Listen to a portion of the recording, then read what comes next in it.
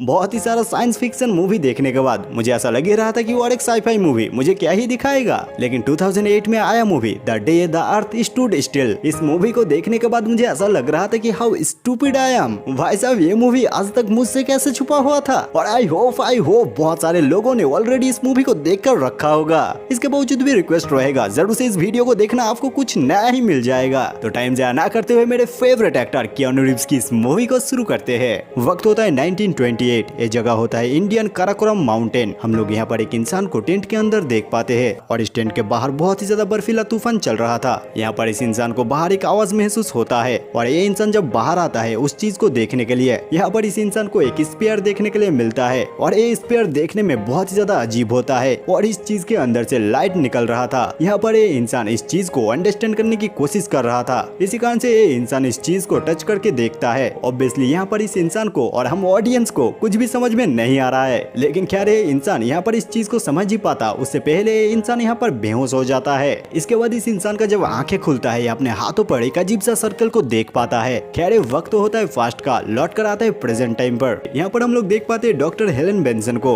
University में अपने student का क्लास ले रही थी और यहाँ पर सिखा रही थी कुछ ऐसे बैक्टीरिया के बारे में जो सारे बैक्टीरिया बहुत ही हार्श वेदर पे भी जिंदा रह सकता है। और वो सारे बैक्टीरिया, वो सारे लिविंग ऑर्गेनिज्म इस नेचर को, इस प्रकृति को कोई भी हार्म नहीं करता है, कोई भी नुकसान नहीं पहुंचाता है। लेकिन इस दुनिया में इंसान ही एकमात्र जीव है जो इस नेचर को नुकसान पहुंचा सकता है। और हम सभी लोग बचपन में अपने स्कूल के टेक्स्ट बुक में उस फूड चेन को बहुत ही अच्छी तरीके से तो देखा ही होगा, किस तरीके से उस फूड चेन में हर एक जीव एक दूसरे चीज को बैलेंस बनाता है। लेकिन अगर इंसान की बात किया जाए तो इंसान तो इस फूड चेन के अंदर ही नहीं आता है। खैर यहाँ पर जैसे ही हेलन का क्लास खत्म होती है वो अपने घर पर लौट कर आती है, जहाँ पर होता है हेलन का एक बेटा जिसका नाम होता है जेकॉब। दरअसल जेकॉब हेलन का अपना बेटा नहीं होता है, ये होता है हेलन का हस्बैंड का बेटा जो अब मर चुका है। इसी कारण से हेलन उसके बेटे को बहुत ही अच्छा प्यार करता है। हेलन पूरी तरीके से कोशिश करती है एक अच्छा मॉम बनने की, लेकिन इधर जेकॉब हेलन को अपना मॉम नहीं मानता है। यही सारी चीजों के बीच में अचानक फोन रिंग करता है। हेलन जैसे ही फोन पिकअप करती है सामने से सुनने के लिए मिलता है जल्दी से रेडी हो जाने के लिए कोई उसे लेने के लिए आ रहा है। लेकिन हेलन तो ये सारे बातों को सुनकर काफी ज्यादा परेशान हो जाती है कि फोन कॉल में कौन ही उसके साथ बात कर रहा है और क्यों ही ये सारे बातों को बोल रहा है। लेकिन स्ट्रेंज थिंग तो ये है, फोन कॉल में बात खत्म होता ही नहीं, डोर पर नॉक नॉक आवाज शुरू हो जाता है। हेलन जैसे ही दरवाजा खोलती है वहाँ पर होते कुछ गवर्नमेंट ऑफिसर, बहुत ही सारे कार आया होता है और बहुत सारे लोग भी होते हैं। हेलन को यहाँ पर ये सारी चीजें कुछ भी समझ में नहीं आती है, लेकिन ये सामने वाला इंसान बोलता है ये सारी चीजों के लिए जवाब देने का वक्त नहीं है, हेलन को अभी क्या अभी यहाँ से जाना होगा। लेकिन हेलन अपने बेटे को लेकर सोच रही थी, लेकिन खैर अपने बेटे को पड़ोस के घर में छोड़कर हेलन यहाँ से चली जाती है और जाते हुए पूछती है आखिरकार उसे कुछ भी जानने के लिए मिलेगा भी नहीं। यहाँ पर हेलन को देखने के लिए मिलती है उन लोगों के लिए पूरे स्ट्रीट को ही ब्लॉक कर दिया गया है। हेलन को यहाँ पर समझ में आ जाती है कि शायद से सच में ही कोई महत्वपूर्ण काम होगा। इसके बाद यहाँ पर हेलन मिलिट्री कैंप पर आती है, जहाँ पर इस हेलीकॉप्टर के अंदर चढ़ जाती है और यहाँ पर इसे देखने के लिए मिलती है उनके ही जैसी बहुत ही सारे साइंटिस्ट, बहुत ही सारे एस्ट्रोनॉट, बहुत ही सारे इंटेलेक्चुअल, बहुत ही सारे महत्वपूर्ण कुछ लोगों को। लेकिन सवाल अभी तक यही है कि ये सारे साइंटिस्ट को लेकर होने वाला क्या है। इसके बाद इन लोगों को लेकर आया जाता है न्यू जर्सी की एक मिलिट्री एकेडमी में, जहाँ पर इन सभी लोगों के पास से इन लोगों का स्मार्टफोन को ले लिया जाता है। लेकिन यहाँ पर थैंकफुली हेलन को देखने के लिए मिलती है उसकी फ्रेंड। दरअसल माइकल ने ही हेलन का नाम इस लिस्ट में रखा है। इसके बाद फाइनली इन लोगों को ब्रीफली समझाया जाता है इन लोगों को किस कारण से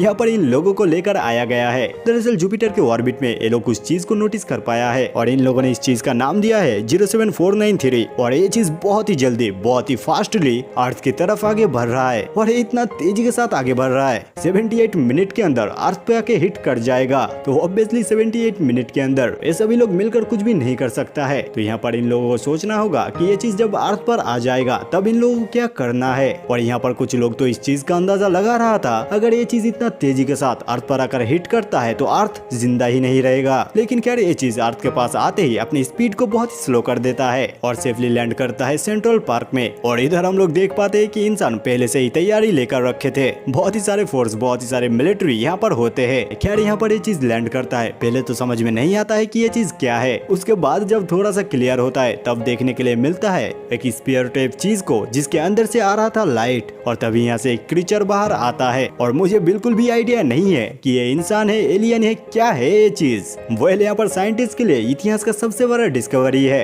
वहीं पर नॉर्मल लोगों के पास ये कोई मेडिकल है, वहीं पर ये सारे मिलिट्री के पास ये कोई नया थ्रेड है। और यहाँ पर कुछ कम्युनिकेशन के चलते यहाँ पर कोई गोली चला देता है और जैसे इस क्रीचर को गोली लगता है इसके बॉडी से खून खून निकलता है, वेल ब्लड कलर होता है रेड, और एक क्रीचर हेलन के सामने गिर जाता है और तभी इसी स्पेयर के अंदर से बहुत ही बड़ा, बहुत ही ह्यूज, ये तो कुछ तो है, ये चीज बाहर आता है और यहाँ पर आकर ये बड़ा सा चीज जितने भी सारे इलेक्ट्रिक चीजें थे वो सारे चीजों को खराब कर देता है। शायद से कोई इलेक्ट्रिक मैग्नेटिक पल्स को रिलीज किया होगा और वेल यहाँ पर ये चीज क्या है हम लोग को तो पता नहीं है, लेकिन शायद अंदाजा लगाया जा सकता है कि ये कोई हथियार हो सकता है या फिर रोबोट टाइप कुछ। खैर यहाँ पर मैं इस चीज को रोबोट बोलना ही पसंद करूंगा। और उसके बाद यहाँ पर ये रोबोट एक हाई पिच साउंड को रिलीज करता है जिस साउंड को इंसान सहन नहीं पाता है, इंसान के कमजोरी को और इंसान के बारे में। ध्यान ये रोबोट ये सारे मिलिट्री के ऊपर हमला करने ही जा रहा था, तभी ये घायल हुआ एलियन इस रोबोट को रुकने के लिए बोलता है। यहाँ पर ये रोबोट रुक तो जाता है लेकिन यहाँ पर इस एलियन को एक गोली भी लगा है। यहाँ से इस एलियन को तुरंत लेकर जाया जाता है इसका ट्रीटमेंट करवाने के लिए, लेकिन जो भी हो एलियन इंसान तो नहीं है। इस एलियन का किस तरीके से ट्रीटमेंट करना है इंसान को बिल्कुल भी आइडिया नहीं होता है, लेकिन जो भी है उस गोली को एलियन के बॉडी से बाहर निकाल दिया जाता है। इसके बाद यहाँ पर कुछ चेंजेस नोटिस किया जा सकता है, जैसे कि यहाँ पर ऊपर में एक स्किन देखने के लिए मिलता है। जो एलियन का स्किन खुद ब खुद ही झड़ रहा था, खुद ब खुद ही वो सारे स्किन बाहर निकल रहा था।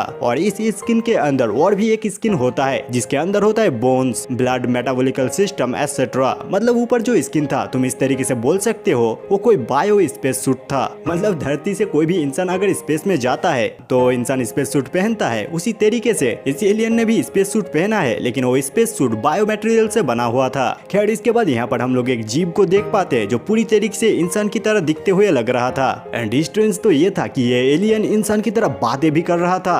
इधर हम लोग पूरे दुनिया में लोगों को पैनिक होते हुए देख पाते हैं क्योंकि वो जो भी स्पेयर था जो ऊपर से आया है, इस स्पेयर को देखकर पूरे दुनिया में खलबली मच चुका है। चारों तरफ की स्टॉक मार्केट पूरी तरीके से क्रैश हो रहा था और इस सारे अफरा तफरी को देखते हुए देश का प्रेसिडेंट को किसी सेफ जगह पर लेकर गया है और उनके जगह ली है रेजिना जैक्सन नाम की एक औरत ने। ये औरत सेक्रेटरी डिफेंस भी होती है, लेकिन अब इसी टाइम पर देश के डिफेंस सिस्टम नाम की कोई भी चीज एग्जिस्ट नहीं करता है क्योंकि वो सारे एलियन आते हुए इस देश का सारे सैटेलाइट को खराब कर दिया है और कंट्री का जो भी मिसाइल सिस्टम था वो सारे मिसाइल सिस्टम को भी पूरी तरीके से खराब कर दिया गया है। और इस सारे चीजों के बीच में इंसान कुछ भी नहीं उखाड़ पाया है ये सारे एलियन का। ये लोग सेफली धरती पर लैंड कर चुका है और इधर रेजिना जैक्सन नाम की इस औरत को पता चलती कि उस एलियन के बॉडी से 3 तरीके की डीएनए मिला है। एंड ये बहुत ही ज्यादा स्ट्रेंज थिंग होता है कि एक ही बॉडी से 3 तरीके की डीएनए मिलना। यहाँ पर इस एलियन के बॉडी के जो टिश्यू होता है वो बिल्कुल ही इंसान की तरह होता है, लेकिन इसी बॉडी के ऊपर जो स्किन था वो पूरी तरीके से अलग था। और ये सारी चीजों को देखकर अंदाजा लगाया जा सकता है कि ये सारे एलियन धरती पर पहले भी आ चुका है और इंसान का डीएनए का सैंपल लेकर गया है। क्योंकि देखो यार, अगर डायरेक्टली वो सारे एलियन धरती पर आता तो शायद वो सारे एलियन धरती पर सर्वाइव ना भी कर सकता था। इसी कारण से वो सारे एलियंस इंसान का डीएनए को लेकर इंसान की तरह एक बॉडी को बनाया है ताकि वो एलियन इंसान के बॉडी के थ्रू धरती पर आकर सर्वाइव कर सके। और आपको वो 1928 का बात तो याद ही है जहाँ पर इसी तरीके का एक छोटा सा स्पेयर इस धरती पर पहले भी आ चुका है और शायद से इसी कारण से एलियन पूरी तरीके से वो हाई कट की तरह दिखता है। यहाँ पर एक प्रेजेंट टाइम की प्रेसिडेंट एलियन के साथ बात करने के लिए आती है जहाँ पर हम लोग इस एलियन को देख पाते हैं। भले ही अभी इंसान की तरह बात कर सकता है, इंसान की तरह दिखता है, लेकिन अभी भी इंसान की तरह काम करने के लिए इसको बहुत सारा वक्त चाहिए। यहाँ पर पानी का गिलास उठाते हुए इसका हाथ बहुत ही ज्यादा कांप रहा था। दैट मीन्स ये अपने इंसानी बॉडी पूरी तरीके से कंट्रोल करना अभी तक नहीं सीखा है। खैर यहाँ पर हेलेन इस एलियन को कुछ सवाल करती है, जैसे कि इसका नाम क्या है, ये असल में कैसा दिखता है। जहाँ पर ये एलियन बोलता है कि इसका एक नाम भी है और इसका नाम है क्लाटो और इसका असली रूप अगर इंसान देखेगा तो इंसान पूरी तरीके से डर जाएगा। वो यहाँ पर एक क्लाटो नाम की एलियन यहाँ पर आया है इस दुनिया के बड़े बड़े प्रेसिडेंट के साथ मिलने के लिए। एक क्लाटो नाम की एलियन जाना चाहता है यूनाइटेड नेशन पर, जहाँ पर जाकर सभी के सामने ये बात करना चाहता है दुनिया के भलाई के लिए, दुनिया के बारे में और इसके ही साथ इंसान के लिए भी। लेकिन यहाँ पर प्रेसिडेंट ऐसा तो करने नहीं देगी, वो खुद ही जानना चाहती है सारे सवालों के जवाब। लेकिन ये एलियन क्लाटो इस औरत को क्यों ही जवाब देगा। इसी कारण से क्लाटो इस औरत को ज्यादा जवाब नहीं देता है, उल्टा ही सवाल कर देता है। ये जो बार बार आप बोल रही है कि आपका प्लेनेट क्या आपने इस प्लेनेट को खरीद के रखा है। और ऑब्वियसली यहाँ पर इंसान के एरोगेंट को दिखाया गया है कि किस तरीके से इंसान इस प्लेनेट का डोमिनेट स्पीसीज होने के कारण से वो लोग सोचते हैं कि ये प्लेनेट उन लोगों का है। यहाँ पर इस औरत के पास ये सारे चीजों को लेकर कोई भी जवाब तो नहीं होता है, लेकिन ये औरत इस एलियन को लेकर ऐसा एक जगह पर लेकर जाना चाहती है जहाँ पर इस एलियन को इंट्रोगेट किया जाएगा। क्योंकि ऑब्वियसली इस औरत को डर रहता है इस एलियन से, क्योंकि हमेशा ही इतिहास में देखने के लिए मिला है जो सारे सिविलाइजेशन लेस इंटेलिजेंट होते हैं वो सारे सिविलाइजेशन पूरी तरीके से मिट जाता है। और नो डाउट ये सारे एलियन बहुत ही ज्यादा इंटेलिजेंट होते हैं। इसी कारण से ये औरत शायद अपने लिए सोचती है। इसी कारण से ये औरत यहाँ पर इस एलियन को एक थ्रेट की तरह देख रही है। लेकिन ऑब्वियसली यहाँ से इस एलियन को ले जाने के लिए ये सारे साइंटिस्ट तो राजी नहीं होता है। ये सारे साइंटिस्ट पूरी तरीके से ये सारे चीजों के खिलाफ होते हैं। लेकिन ये सारे साइंटिस्ट का बोलने से ना बोलने से क्या ही होगा। लेकिन ये बात भी तो है, ये सारे कामों के लिए एक डॉक्टर की जरूरत होगा, क्योंकि इस एलियन को यहाँ से ले जाने के लिए इस एलियन को बेहोश करना होगा। जहाँ पर ये सारे चीजों के बीच में हेलेन इस चीज के लिए राजी हो जाती है ताकि इस एलियन को सहायता कर सकती है। और इस सारी चीजों को देखकर ये एलियन यानी कि क्लाटू काफी ज्यादा कंफ्यूज होता है कि एक तरफ इस तरीके के लोग जो उसे थ्रेट की तरह दिख रहा था, लेकिन दूसरी ही तरफ कोई इंसान उसे बचाने की कोशिश कर रही थी। खैर यहाँ पर इस क्लाटू नाम की एलियन को इंट्रोगेट के लिए लेकर आया जाता है। लेकिन क्लाटू काफी ज्यादा पावरफुल होता है। उसके बाद साइकिक एबिलिटी, इलेक्ट्रिक कंट्रोल करना, इसके ही जैसे बहुत सारे पावर होता है। तो यहाँ पर ये साधारण सा इंसान क्लाटू का क्या ही इंट्रोगेट करेगा। क्लाटू उल्टा ही इस इंसान का इंट्रोगेट कर देता है। इस इंसान के पास से ही क्लाटू सारा सब कुछ जान लेता है कि किस तरफ से बाहर जाने का डोर है, किस तरीके से यहाँ से बाहर जाना है, एसेट्रा एसेट्रा। इसके बाद क्लाटू इस जगह से बाहर आ जाता है। देन यहाँ पर क्लाटू एक मेट्रो स्टेशन पर आता है, जहाँ पर क्लाटू डिफरेंट लोगों के डिफरेंट बिहेव को देख पाता है। यहाँ पर दो लोग एक दूसरे के साथ लड़ रहा था, लेकिन दूसरी तरफ एक छोटा सा बच्चा इस तरीके से उसके तरफ देख रहा था मानो कि उस खाना को, उस फूड को उस बच्चे को भी जरूरत है। खैर यहाँ पर क्लाटू इंसान को समझने की कोशिश कर रहा था। देन यहाँ पर क्लाटू एक बाथरूम पर आता है और भले ही क्लाटू एक एलियन है, लेकिन उसका बॉडी तो इंसान का है। इसके कारण से उसके बॉडी यहाँ पर हिट हो रहा था, उससे स्वेट आ रहा था, क्योंकि उसके सीने पर एक घाव होता है। उसे एक गोली लगा था और यहाँ पर उसके सीने पर एक घाव रहने के चलते क्लाटू यहाँ पर बेहोश हो जाता है। और उसके बाद हम लोग देख पाते हैं हेलेन को, और यहाँ पर हेलेन घर पर होती है पहले की तरह। फिर से और एक बार उसके फोन पर एक स्ट्रेंज कॉल आता है, जहाँ पर उसे सुनने के लिए मिलती है कि उसका कोई पेशेंट काफी ज्यादा जख्मी होते हैं। जहाँ पर हेलेन बोलती है कि वो उस तरीके का डॉक्टर नहीं है जो पेशेंट को देखती है। लेकिन थोड़ी देर में ही यहाँ पर हेलेन समझ जाती है कि ये और कोई नहीं, यही है क्लाटू। तो यहाँ पर हेलेन को क्लाटू के पास आना पड़ती है। दरअसल हेलेन के पास क्लाटू के कुछ टिश्यू सैंपल होती है, और यहाँ पर हेलेन क्लाटू के वो सारे टिश्यू सैंपल को लेकर आती है। और ये सारे एलियन के मतलब क्लाटू के मेडिकल साइंस इतना ज्यादा एडवांस होते हैं, वो सारे घाव जगह पर और उसका वो सारे टिश्यू को थोड़ी सी लगा देता है और तुरंत ही वो घाव भर जाता है। इसके बाद सीन लौट कर आता है सेंट्रल पार्क में, जहाँ पर वो ह्यूज स्पीयर लैंड किया है। और यहाँ पर हम वो बड़े से रोबोट को भी देख पाते हैं। और यहाँ पर इंसान ने इस रोबोट का एक नाम भी दिया है, जो नाम होता है गोट, जिसका फुल फॉर्म होता है जेनेटिकली ऑर्गेनाइज्ड रोबोट टेक्नोलॉजी। यहाँ पर हम लोग मिलिट्री को देख पाते हैं जो इस रोबोट को नष्ट करना चाहता है। इसी कारण से कई सारे ड्रोन भी भेजा जाता है इस रोबोट को नष्ट करने के लिए। लेकिन ये रोबोट उल्टा ही ये सारे ड्रोन को कंट्रोल करना शुरू कर देता है, और ये सारे ड्रोन को कंट्रोल करते हुए उल्टा ही इंसान के टैंक के ऊपर क्रैश करवा देता है। और ये मोमेंट पूरी तरीके से दिखाता है कि ये सारे रोबोट, ये सारे एलियन कितने ज्यादा एडवांस है। ये सारे एलियंस अगर सच में ही दुनिया के ऊपर हमला करने के लिए आया होता तो अब तक पूरे इंसानियत को पूरी तरीके से मिटा देता। लेकिन ये रोबोट अभी तक पूरी तरीके से इंसान के ऊपर हमला करना शुरू नहीं किया है। क्लाटू बोलती है कि कहाँ पर जाना है, किस तरफ जाना है, एंड हेलेन वहीं पर जाती है। और इसके साथ इस कार में हेलेन का बेटा भी होता है। और हेलेन का बेटा जेकब बोलता है सारे इंसान एलियन से भाग क्यों रहा है, सारे इंसान को मिलकर एलियंस के ऊपर हमला कर देना चाहिए। लेकिन उसके मॉम हेलेन समझाती है एलियन उन लोगों के ऊपर हमला करने के लिए नहीं आया है। और इस सारे कॉन्वर्सेशन के बीच में क्लाटू नोटिस कर पाता है इंसान के डबल स्टैंड को। एक तरफ कोई इंसान एलियंस को अपना दुश्मन की तरह मान रहा है और दूसरी तरफ कुछ इंसान एलियंस को अपना फ्रेंड सोच रहा है। खैर इसी तरीके से कुछ देर आगे जाने के बाद क्लाटू कार को रोकने के लिए बोलता है। दरअसल क्लाटू यहाँ पर एक इंसान के साथ मिलने वाला है, और यहाँ पर क्लाटू आकर मिलता है मिस्टर वू से। दरअसल मिस्टर वू क्लाटू की तरह एक एलियन होता है जो इंसान की तरह रह रहा है। और मिस्टर वू इस धरती पर पिछले 70 साल से इंसान के ऊपर रिसर्च कर रहा है, इंसान के नेचर को, इंसान के बिहेवियर को अंडरस्टैंड करने की कोशिश कर रहा है। और इस सारे रिपोर्ट को लेने के लिए क्लाटू यहाँ पर आया है, जहाँ पर मिस्टर वू बोलता है उन्होंने इंसानियत के ऊपर से बहुत पहले ही भरोसा उठा चुका है। इंसान बहुत ही ज्यादा डिस्ट्रक्टिव नेचर के है।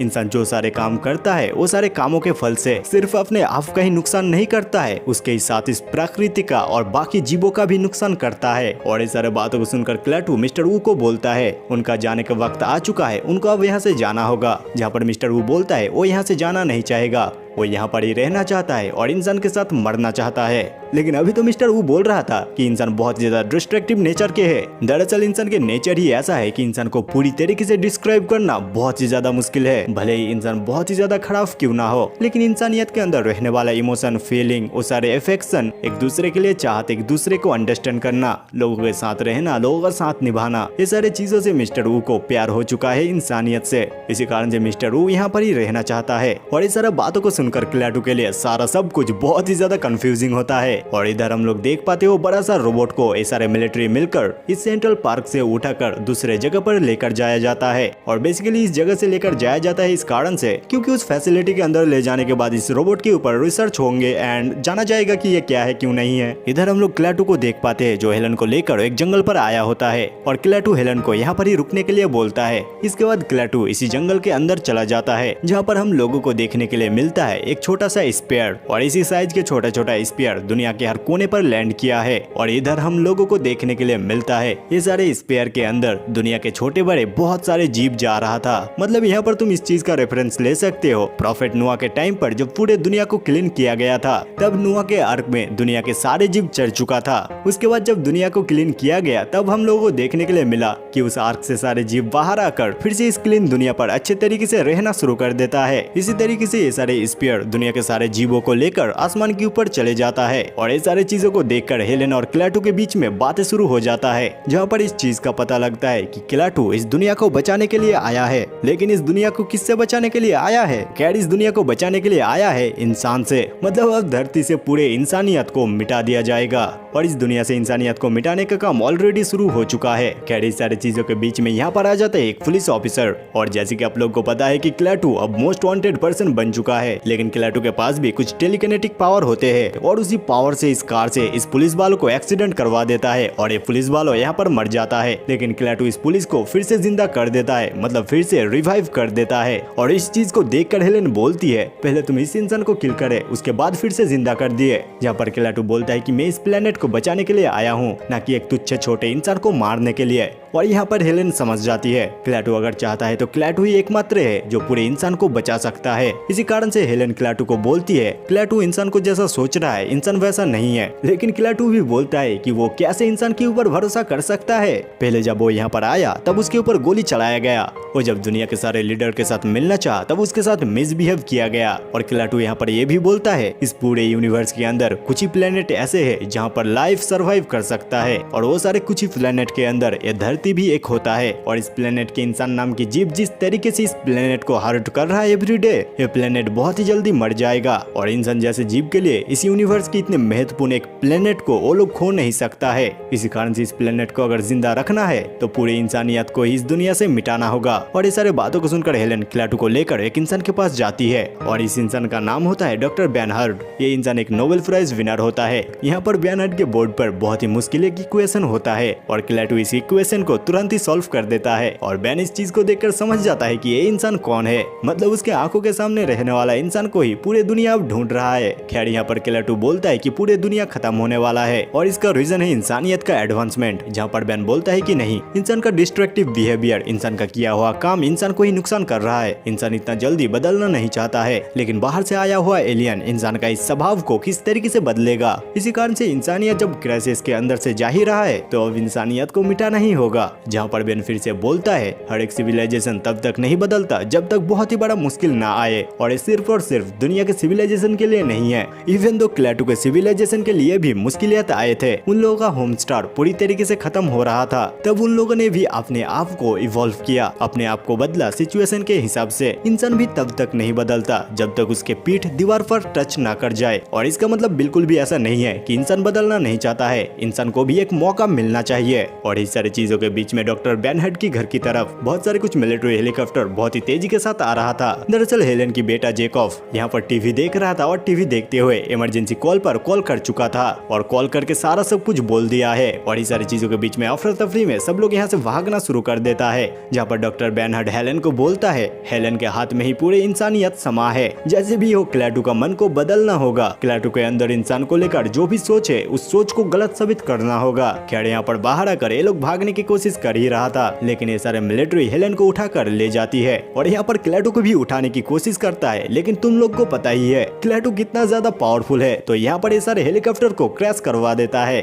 खैर यहाँ पर रह जाता है हेलेन के बेटा जेकॉब और क्लेटू। जेकॉब तो पहले से ही एलियन को हेट करता है, क्लेटू को बहुत ही ज्यादा नापसंद करता है। खैर यहाँ पर क्लेटू और जेकॉब जंगल के अंदर से जा रहा था और इस सारी चीजों के बीच में जेकॉब रियलाइज कर पाता है कि यह क्लेटू क्लेटू नाम की क्रीचर को वो जितना ज्यादा बुरा समझ रहा है वो उतना भी ज्यादा बुरा नहीं है। फिर यहाँ पर धीरे धीरे जेकॉब क्लेटू को पसंद करना शुरू कर देता है। इधर हम लोग हेलन को देख पाते हैं जो इस महिला को समझाने की कोशिश कर रही थी कि उसे क्लेटू के साथ एक बार बात करना है, बातों के जरिए ही सारा सब कुछ ठीक किया जा सकता है। लेकिन यहाँ पर ये औरत बोलती है कि सब कुछ कंट्रोल में है। लेकिन खैर थोड़ी देर में पता चल ही जाएगा कि सारा सब कुछ कितना कंट्रोल में है। यहाँ पर हम लोग वर्जीनिया के मिलिट्री सिस्टम को देख पाते हैं जहाँ पर उस ह्यूज रोबोट को रखा गया है। यहाँ पर ये सारे साइंटिस्ट इस बात को जानने की कोशिश कर रहा है कि यह रोबोट किस चीज से बना हुआ है। इसी कारण से इस रोबोट को ड्रिलिंग करने की कोशिश किया जा रहा है। लेकिन अभी तक जितने बार भी ड्रिलिंग करने की कोशिश किया गया है वो सारी चीजें नाकाम हुआ है। कुछ ही देर में ही हम लोग देख पाते हैं जिस चीज पे ड्रिलिंग किया जा रहा था उस ड्रिलिंग को पूरी तरीके से खा लिया गया है। दरअसल ह्यूज रोबोट छोटे छोटे इंसेक्ट से बना हुआ था और ये सारे इंसेक्ट बहुत ही जल्दी मल्टीप्लाई हो रहा था। तो यहाँ पर इस चेम्बर के अंदर एक इंसान जाता है इस ड्रिल मशीन को चेंज करने के लिए। लेकिन जैसे ही वो अंदर जाता है वो सारे छोटे छोटे माइक्रोब्स इस इंसान के बॉडी के अंदर जाकर इस इंसान को खाना शुरू कर देता है। ये इंसान अंदर रहते हुए बहुत ही ज्यादा चीख रहा था कि उसे बाहर आने दिया जाए, इस दरवाजे को खोल दिया जाए। लेकिन ये सारे साइंटिस्ट भी दरवाजा नहीं खोलता है क्योंकि अगर दरवाजा खोला जाए तो ना जाने वहाँ से कौन सा नए तरीके की खतरनाक चीज बाहर आ जाए। खैर यहाँ पर ये रोबोट चुपचाप इसी कारण से था क्योंकि अभी तक उसे आदेश नहीं मिला था हमला करने के लिए। और जैसे ही उसे आदेश मिल जाता है हमला करने के लिए वो हमला शुरू कर देता है। उसका पूरा ह्यूज बॉडी छोटे छोटे माइक्रोब्स में बढ़ जाता है और ये सारे माइक्रोब्स देखते ही देखते इस जगह को तोड़ देता है और बाहर आ जाता है। और बाहर आते ही ये सारे मिलिट्री भी पूरी तरीके से रेडी था। लेकिन ये सारे छोटे छोटे माइक्रोब्स के ऊपर गोली का असर क्या ही होता, इस माइक्रोब्स को कुछ भी करके रोका नहीं जा सकता है। ये सारे माइक्रोब्स ऑर्गेनिज्म बहुत ही तेजी के साथ चारों तरफ फैलना शुरू कर देता है। रास्ते में आया हुआ सारा चीजों को खाकर खत्म कर रहा था। और स्पेशली ये सारे माइक्रोब्स ऑर्गेनिज्म को इस तरीके से मॉडिफाई किया गया है, इस तरीके से डिजाइन, इस तरीके से प्रोग्राम किया गया है कि इंसान के बनाया हुआ चीज और इंसान को ही खत्म करेंगे। कोई भी प्लांट्स, कोई भी एनिमल, कोई भी जीव को ये नुकसान नहीं पहुंचाएंगे। इधर हम लोग जेकॉब को देख पाते हैं जो एक जगह पर आया होता है और उसके साथ होता है क्लेटू। यहाँ पर जेकॉब अपने मॉम को कॉल करने की कोशिश कर रहा था लेकिन यहाँ पर कोई भी कनेक्शन नहीं होता है। लेकिन क्लेटू एक ही टच में फोन कॉल में कनेक्शन कर देता है। देन जेकॉब उसके मॉम के साथ बात करता है और बातें भी ठीक हो जाता है कि कहाँ पर वो लोग मिलने वाला है। देन इसके बाद जेकॉब क्लेटू को लेकर एक कब्रिस्तान पर आता है जहाँ पर उसके डैड का कब्र था और क्लेटू को बोलता है उसके डैड को जिंदा करने के लिए क्योंकि जेकॉब ने तो देखा था कि किस तरीके से वो पुलिस वाला मरने के बाद भी क्लेटू ने उस पुलिस को जिंदा कर दिया था। लेकिन क्लेटू यहाँ पर बोलता है कि वो ऐसा नहीं कर सकता है, बहुत सारी चीजें हैं जो उन लोगों के हाथ में भी नहीं है। इसी कारण से क्लेटू जेकॉब को समझाता है कि कोई भी जीव, कोई भी इंसान नहीं मरता है। दरअसल मरने का प्रोसेस ये होता है कि एक एनर्जी दूसरे एनर्जी में फॉर्म ले लेता है और जैसे कि साइंस के लैंग्वेज पर आप लोग को पता ही है कि एनर्जी कभी भी डिस्ट्रॉय नहीं होता है, वो सारी एनर्जी बस एक जगह से दूसरे जगह फॉर्म ले लेता है। लेकिन खैर छोटे से जेकॉब को ये सारा चीजें ना तो सुनना है और ना तो ये सारा चीजें समझना है, उसे तो उसका डैड चाहिए। इसी कारण से जेकॉब यहाँ पर बैठकर रोने लगता है और इधर क्लेटू इंसानियत के ये सारी इमोशनल साइड को देखकर उसका मन, उसका सोच धीरे धीरे बदलने लगता है क्योंकि मिस्टर वू ने भी तो ऐसा ही बोला था। हालांकि इंसान के अंदर हजारों कमियां है लेकिन इंसान के अंदर कुछ अच्छाइयां भी है। इसी कारण से मिस्टर वू तो अब इंसान के साथ ही मरना चाहता है। खैर यहाँ पर हेलन भी आ जाती है और आकर जेकॉब को गले में लगा लेती है। पहले जो जेकॉब अपने मॉम को मतलब हेलन को हेट करता था वही जेकॉब, वही बच्चा अब हेलन को प्यार करने लगा है। और डॉक्टर बेन ने भी तो ऐसा ही बोला था, जब मुश्किल वक्त आता है तब इंसान बदलता है। और यहाँ पर जेकॉब भी बदल जाता है, वो अपने मॉम को प्यार करने लगता है। और ये सारी चीजों को देखकर क्लेटू का मन भी अब धीरे धीरे बदलने लगा है। इधर वो सारे माइक्रो ऑर्गेनिज्म भी यहाँ तक पहुँच चुका था। ये सारी चीजों को देखकर क्लेटू बोलता है कि अब इसे रोकना बहुत ही ज्यादा मुश्किल है। क्लेटू यहाँ पर बोल देता है कि इसी तरीके से पूरे इंसानियत खत्म हो जाएंगे।